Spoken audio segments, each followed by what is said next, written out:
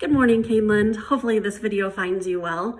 Obviously, Mr. Raleigh and I wanted to come and visit all of the schools and share the Roadshow with you this year, but under the current context, it just isn't feasible. So we're trying the next best option, as all of you have been doing with remote learning, and trying a video segment with the slides. For the first slides, 1 through 17, you will look at this video and then switch over to Mr. Raleigh's video for the remaining slides of the presentation. You will find on slide 2, we tried something a little bit different this year based on feedback from the KEA, and it was to try to color code all of the topics so that every staff member knew exactly what content and topic really applied to them. And so you will see on slide 2 that red does apply to all levels, early childhood through 12th grade, but then the other 3 levels are color coded. So as you go through the presentation, you'll see that color coding appear a couple different times, and you can make sure to understand if it's something that's just information for you because it's for a different grade span, or does it really apply and you should read as carefully as possible. We're excited to share some of our celebrations this year. Although the end of the year isn't necessarily concluding the way we wanted to, we did start the year in an amazing way with the Taste of Caneland, bringing in different keynote speakers, having over 40 of you present at the Ignite conference, and amazing staff that have presented nationally across the country. The first ever coaching think tank was a huge highlight of the school year as well. As you can see on slides 4 and 5, we had a huge celebration in learner profile and proficiency-based progress.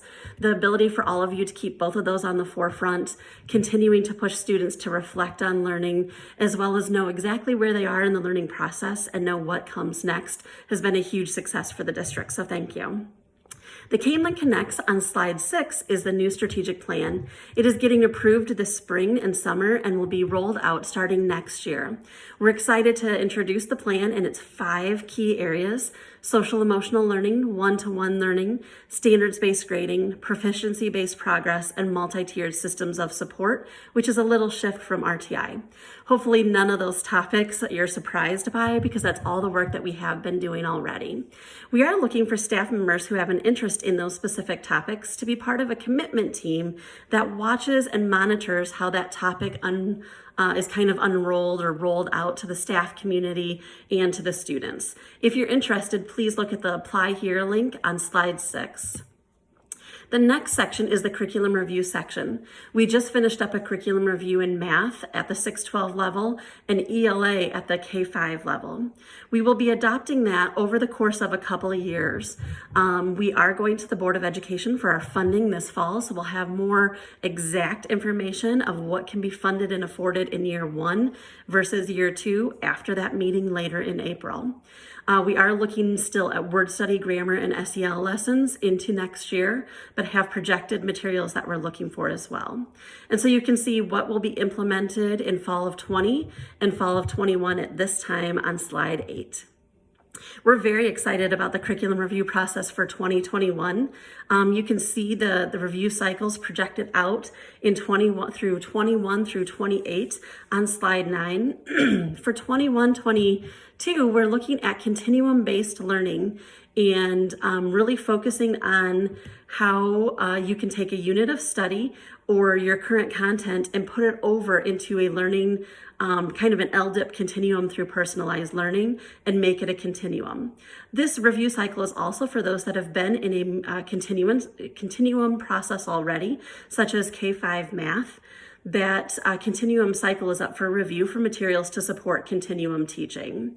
And so if you have any interest at all, please email myself and Patrick to become part of the curriculum review cycle. I know some of you had mentioned through review cycles in the past, I'd love to take this unit and mesh it with this math unit, with the social science unit, or literature unit with a science unit, and that could be one of the keys for this continuum curriculum review cycle as well. So please let us know if you have any interest. The next section is proficiency-based progress. Obviously, our work came to a little bit of an abrupt halt this year, and so we do have reflection forms on slide 12 for you to fill out. Please fill those out with the team that you've been working closest with in your content and grade span. Those reflection forms will help us know where you ended the year so that we can plan a good calendar of meetings for next year. Next year, we will not be meeting as frequently for proficiency tables. Once the tables are drafted, we ask you to meet back and vet student work against them and talk about what feedback would you give this student and where would they fit on our proficiency table, so we can start to build inter-rater reliability in both feedback and the use of the proficiency tables to assess learning. On slide 12, those forms are there for each team to fill out if possible. We are looking for proficiency table leaders. This was a collaborative idea shared with us from the KEA. This would be, we know there were some concerns about an inconsistent communication, or I wasn't able to have my administrator or instructional coach within my meeting at all times. And so this is our ability to be able to take a team of teacher leaders and really help them become the proficiency table internal experts that will be at your meeting the entire time to give guidance. So no longer next year will you have to wait to get a hold of someone for some guidance. You can ask the table leader within your group for assistance at that time. If you have an interest in doing that, we would meet one time in the summer to do training and really help you understand the use of them, how to vet them for proficiency, and how to focus on feedback.